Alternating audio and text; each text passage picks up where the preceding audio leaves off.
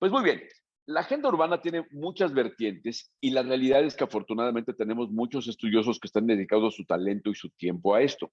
Hoy tengo el gusto de platicar con uno de los grandes talentos que están en los temas urbanos a nivel mundial, que además es un latinoamericano, lo cual nos llena de orgullo. Mi querido Carlos Moreno, ¿cómo estás? Mucho gusto, Horacio. Encantado de estar contigo hoy platicando. Gracias por la invitación.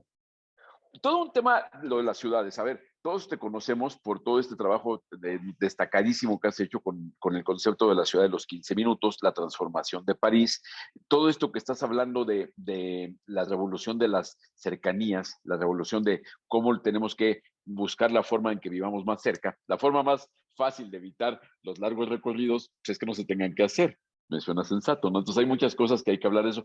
¿Cuál es tu visión? A ver, después también tendremos que hablar de una vertiente de terraplanistas urbanos que están surgiendo últimamente, que pareciera que estas cosas también, no entiendo por qué, cuando son cosas inobjetables como que en una ciudad más caminable, con mejor espacio público, con mejor transporte público, vivimos mejor, me parece que es inobjetable. Sin embargo, pues hay quien lo objeta. Pero bueno, Carlos, a ver, tú has dedicado tu vida a estudiar las ciudades y aportar a este estudio de las ciudades.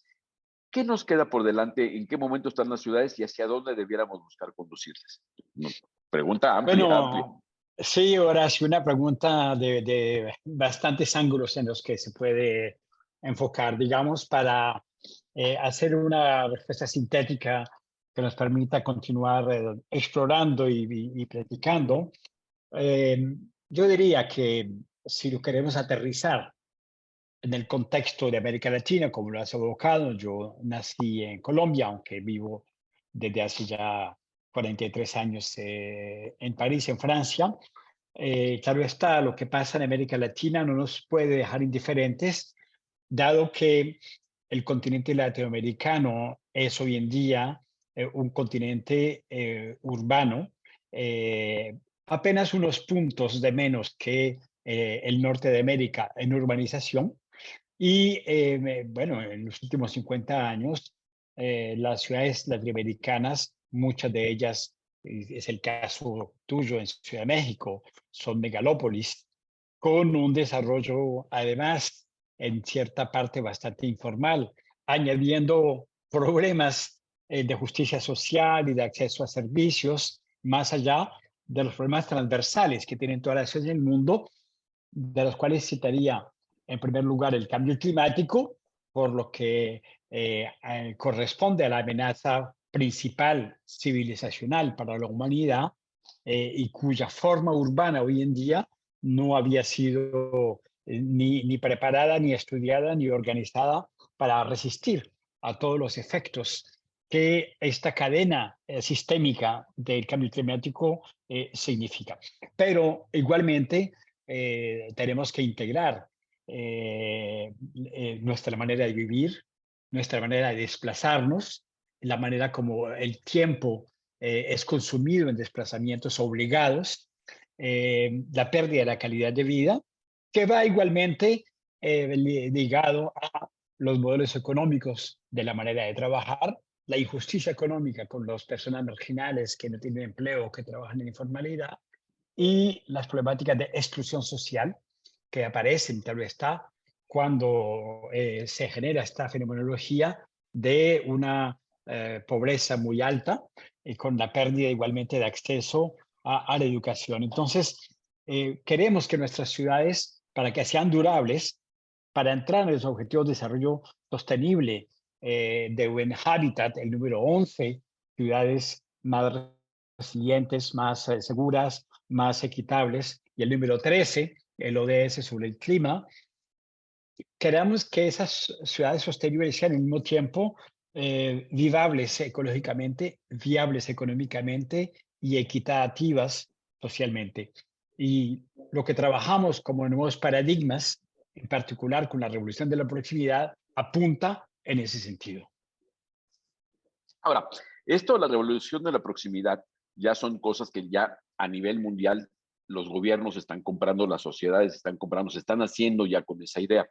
¿Cómo percibes tú los cambios que se están dando? Porque tienen que ver con, primero, con una visión, con que los gobernantes tengan la visión y que lo asuman como que sí es algo que les aporta, que ven como el futuro de sus ciudades. Segundo, que eso lo instrumenten en acuerdos políticos, porque eso tiene que traducirse en planes y en regulaciones y en inversiones. ¿Cómo va eso? Porque de la teoría pasar del concepto, que el concepto lo platicábamos antes de grabar la charla, es inobjetable, los objetivos son inobjetables, que tengas más verde afuera, mejores banquetas, o sea, es inobjetable, pero eso cuesta voluntad política, acuerdos políticos y esfuerzos para poder hacer regulaciones, planes urbanos, actualizar los planes urbanos y hacer inversión en infraestructuras. ¿Eso cómo lo sientes? ¿También va avanzando o va avanzando más el concepto? ¿Qué avances tenemos? Sí, es una reflexión interesante la que planteas. En octubre del 2022 tuve el placer de estar en Buenos Aires en la cumbre de la Red Mundial de Ciudades por el Clima, el C40, a la cual pertenece Ciudad de México, Buenos Aires, Santiago, Bogotá, Medellín, Sao Paulo, Río, para situar algunas de las ciudades de América Latina. Y esa conferencia, en su corazón de las reflexiones, introdujo justamente la ciudad de los 15 minutos, la ciudad de las proximidades, dado que con el C40 trabajamos estrechamente desde hace más de 3 años, ya no solo en el concepto, sino en su implementación en la realidad. Esa conferencia se llamó La ciudad de los 15 minutos del concepto a la realidad. ¿Qué podemos decir? Primero, que este concepto en su esencia no es solamente tener una circulación mucho más calmada. Esto no es un plan de circulación lo que tenemos, por más virtuosa que ésta sea, pero está. Queremos reducir la presencia del vehículo diésel en las partes compactas de las ciudades, queremos bajar la polución, queremos inducir el hecho de poder caminar como elemento más saludable, de las bicicletas como elemento de más bajo carbono. Pero vamos más allá de esto. Y es lo que nos interesa en el contexto en particular de América Latina. Nosotros hemos definido un modelo que se llama policéntrico, o sea, ¿Mm? cambiar de la herencia de Le Corbusier, tú eres arquitecto, la arquitectura moderna, nos dejó en herencia la Carta de Atenas de los años 33, que luego de la guerra se convirtieron un poco en la doxa de ciudades con la zonificación. Las zonas de trabajo, las zonas de habitación, las zonas culturales, el centro histórico y las grandes distancias con las grandes autopistas que atravesaron las ciudades, la irrupción del auto como eh, elemento centauro, mitad humana, mitad auto para la gente, y esa idea de que la ciudad de éxito es la ciudad que va rápido, la ciudad más veloz. Hoy en día, el policentrismo nos llama a considerar la oferta de servicios que podemos tener en cada momento y en cada lugar. Jane Jacobs, la activista norteamericana, escritora que encabezó los movimientos cívicos, en particular en Estados Unidos, oponiéndose justamente a esas heridas urbanas que son la segregación producida por todas esas autopistas contra la ciudad desparramada. Eh, Decía que una ciudad que vive es una ciudad en la que cada cual, en donde esté, pueda elegir los servicios que le pueden satisfacer sin tener que tomar un auto particular para desplazarse y obtenerlos. Esa es la esencia de lo que hemos desarrollado hoy en día en el siglo XXI con una tecnología y con una mayor capacidad de generación de proximidades de diferente índole para tener una oferta de servicios de calidad de vida. Lo llamamos la alta calidad de vida social. La ciudad de proximidades, la revolución de las proximidades, es decir, que en una ciudad, en todo momento y en todo lugar, como diría Jane Jacobs, tenemos derecho a 6 servicios fundamentales que podrían ser accesibles porque lo puedo hacer en proximidades, un alojamiento digno, orgánico, una posibilidad de disminuir mis trayectos largos y tediosos obligados para ir a trabajar con mayor descentralización, un acceso a la economía local un acceso a circuitos cortos, a compras igualmente, a materialidades en proximidades, un seguimiento de mi educación física y de mi salud física y mental, reivindicar la salud, los médicos generalistas, la salud preventiva, que tanto es necesaria. La educación como quinto elemento, educación, cultura, todo lo que viene a alimentar el espíritu, que es indispensable. Y el sexto es simplemente poder descansar utilizando el espacio público, resiliente frente al clima, con vegetalización, con aire puro, con agua, resiliente frente a lo que estamos viviendo en estos momentos de intensidad del cambio climático. Estamos hablando de 6 funciones sociales que queremos, por lo tanto, que estén presentes para irrigar en toda la ciudad con una presencia que nos favorece el clima, porque estamos desplazándonos menos porque lo queremos y no de una manera obligada en largas distancias, estamos favoreciendo la economía local, el empleo y circuitos cortos, y estamos favoreciendo más equidad, más inclusión social y más capacidad a regenerar interacciones sociales y humanas. Eso es lo que es posible de hacer y en América Latina, donde estoy viajando muy a menudo, lo estamos observando que corresponde a una necesidad de descentralizar. Hay barrios en los cuales aún hay servicios públicos que no son accesibles. No hay educación, no hay escuelas, no hay médicos, no hay lugares para hacer compras, no hay circuitos cortos.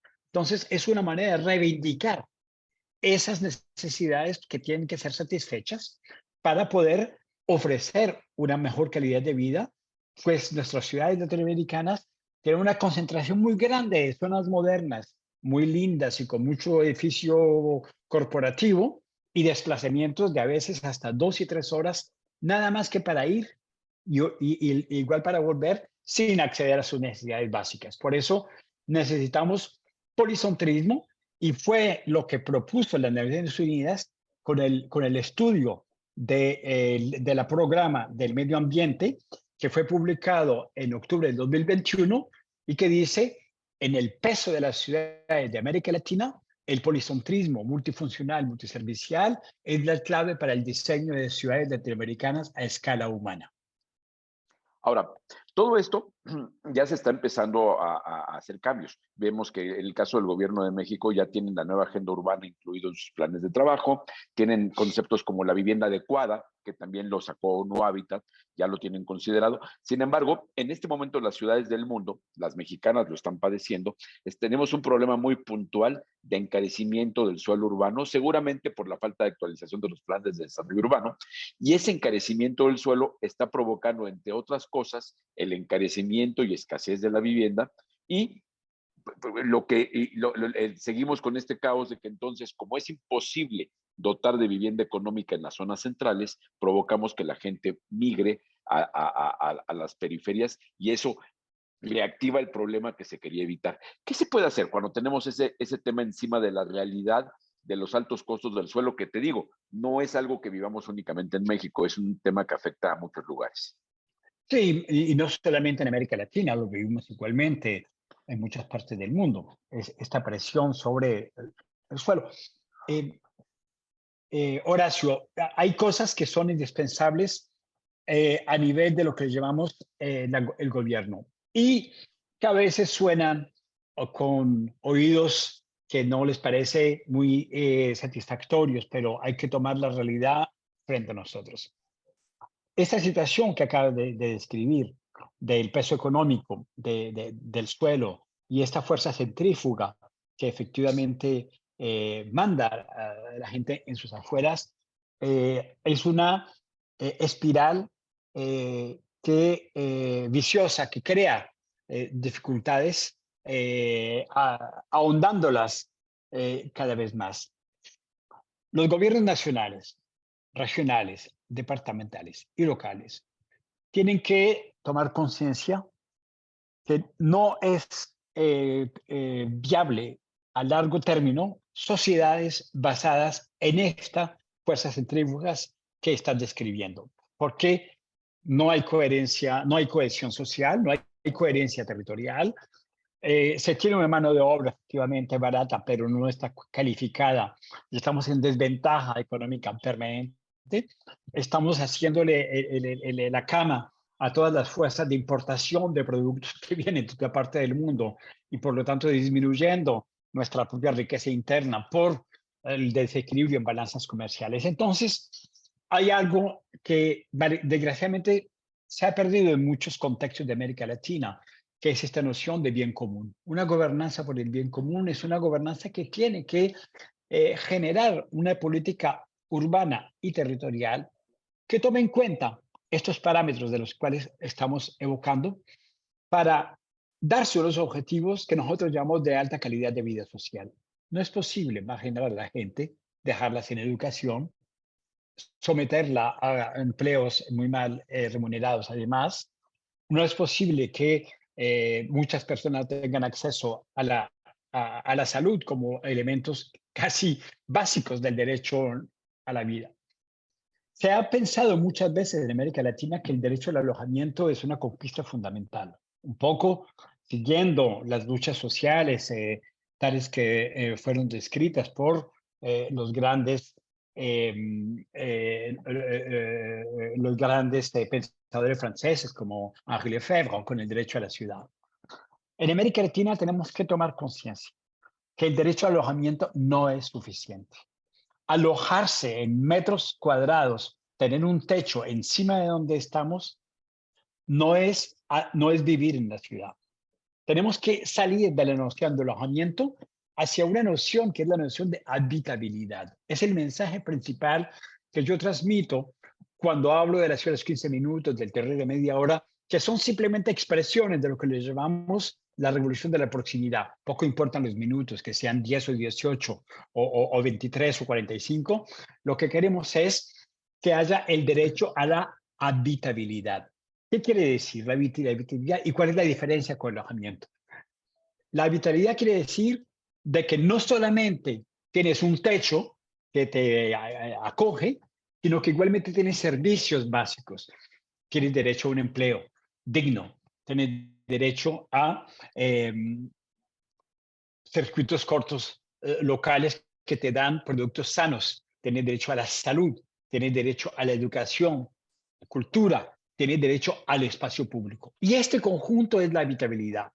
Y todos los estudios que se han podido hacer, en particular el índice anual de las ciudades felices, que es publicado cada año, el Happy Index, muestra muy claramente, y es el caso en los países nórdicos, que casi siempre llegan todos de primero en este índice, que entre más da satisfacción de habitabilidad con esta noción de alta calidad de vida social, más la gente está contenta y más entra en un proceso de producción, de actividad económica, de coherencia social, de cohesión social, de apaciguamiento de relaciones, de una pérdida, disminución de tensiones. Entonces, eso es el bien común y eso es lo que tenemos que practicar.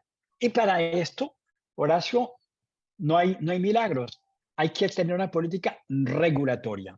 El bien común pasa por regulaciones y las regulaciones son indispensables para, a partir de allí, tener políticas de hábitat social, tener políticas de subsidio igualmente de hábitat social, tener políticas que permitan ofrecer servicios de proximidad, tener políticas que permitan amplificar esta capacidad a no solamente tener un techo, sino accediendo a estos servicios que regulados por una política reglamentada, efectivamente disminuya esa centrifugadora y nos permita ir hacia más de mixtura social y mixtura funcional. Nos está completamente reduciendo nuestra humanidad en la ciudad, estas brechas que se están imponiendo, que excluyen tanta gente de habitar en la ciudad. Mucha gente se aloja, pero no habita en la ciudad y ese es nuestro desafío y eso pasa por una política urbana que tiene que ser aplicada con regulación. Sí, sí, había un jefe de gobierno de la Ciudad de México que hace poco decía que la Ciudad de México era una ciudad donde todos los días comían 18 millones de personas y se quedaban a cenar 8 millones. El resto de los habitantes eran pues no, son población flotante, que a fin de cuentas, ¿no? Siendo habitantes de la ciudad, no la acaban habitando. Y eso va en contraste con espacios vitales que en la noche se vacían. O sea, esa problemática de suelo, esa problemática, y de pronto vemos que el suelo se desaprovecha cuando los centros históricos, cuando es de noche, se vuelven espacios fantasma, cuando hay todavía con esos modelos de zonificación que ya parece que ya pasaron de moda, esos modelos de zonificación donde vemos zonas de oficinas que es lo mismo, de noche se quedan vacías, ¿no? Entonces, sí me parece que hay mucho por hacer. Ahora, para cerrar la plática, me gustaría que me dijeras, ante todos estos retos, obviamente la participación de los gobiernos nacional y locales es fundamental. La participación de la sociedad en cuanto que sea quien exija y quien sea el supervisor de que todo esto pase, también es fundamental. Son los que somos los que vivimos las ciudades.